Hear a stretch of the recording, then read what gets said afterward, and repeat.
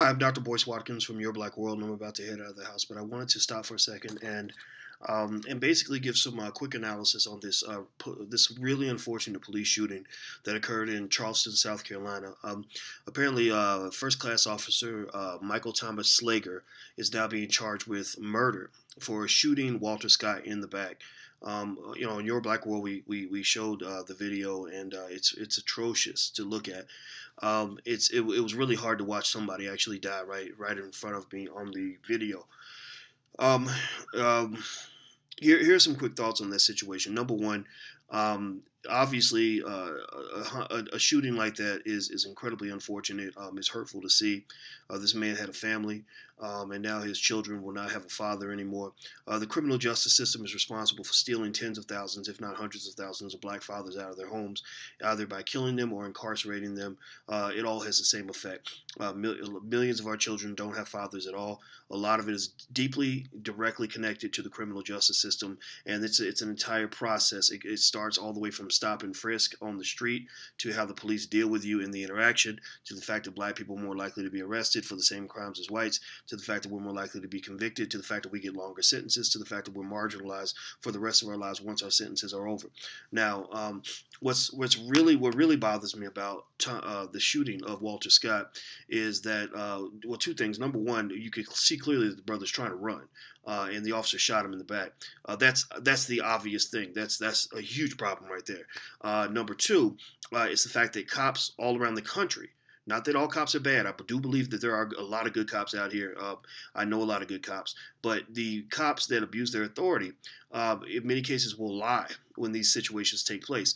Somebody gets shot down and they're dead, and then the officer says, "Oh, well, he tried to take my gun, or he threatened my life, or he did whatever," or they plant something on him. And the thing is that these juries, in many cases that are all white juries, they don't even indict the officers because they always believe that the officer must be more honest than that black criminal, right? And that's kind of what we're always dealing with in the criminal justice system. That's why the odds are so heavily stacked against black men from the very beginning. All this goes right back to slavery.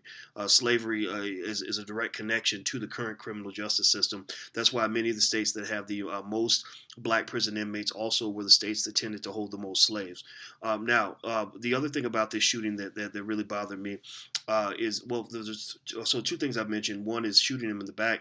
Number two is the lie that the officer was originally telling before the video surfaced, which is a problem right there. And then finally, the thing that really bothers me, this is the part that just really tears me apart inside. The man wasn't violent. The last violent offense that they had on his record was almost 30 years ago, 1987. It was an assault and battery case. He was wanted for child support. Now let's think about that. He was wanted for not being able to pay child support or not choosing to pay whatever happened. Do people deserve to die over child support? Did Eric Garner deserve to die over a loose cigarette?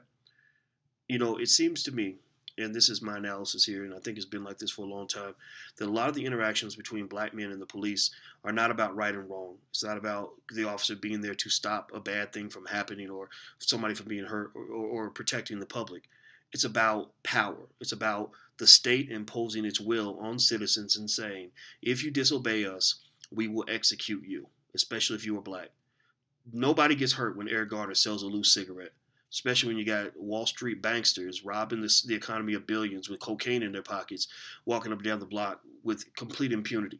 When you got college students on campuses selling and using all kinds of dope from every part of the world, and you somehow want to convince us that the reason black men are more likely to be incarcerated, more likely to be shot, is because we're more likely to be criminal, more likely to be violent, all these other things. Well, I'm sorry, there's nothing more violent than people that used to hang black people from trees and thought that was funny. I think that that's what we have to think about. We have to think about, you really think about that for a second. You live in a country where a black man can be murdered for not paying child support on time. That's how ridiculous things get. You live in a country where a black man can be murdered for selling a loose cigarette. And you've actually got people in this country who will say, well, if you didn't want to get shot by the cops, you shouldn't have been selling the loose cigarette. You should have paid your child support on time. And I think that's something we have to really think about and reconfigure in our minds what justice is supposed to look like. Because as more and more the information kind of surfaces, you're starting to see what the United States criminal justice system really is. And here's the other thing too. This shooting, what we saw in this video, this was fortunate in terms of the fact that we were able to see it. The whole country can see it. I mean, the odds, the evidence, and the odds and the benefit of the doubt are so heavily stacked against black men that if there's not direct video showing exactly what happened, there will always be somebody who can come along with a BS narrative saying that black men are violent thugs, or this guy was a thug, he was hurting the officer, he was trying to take the officer's gun, he was trying to do whatever. That's because media consistently portrays black men as violent and criminal, and that's why it's so easy to convince a jury that the black man that is right in front of them is violent and criminal, especially if he's big and if he's dark and all these other things. If he's masculine in any way, those are characteristics that are associated with black criminality, black fear, etc. And that's why, so if you're wondering why I took some issue with shows, like Empire and some of these other shows, and I'm not here to talk about Empire again.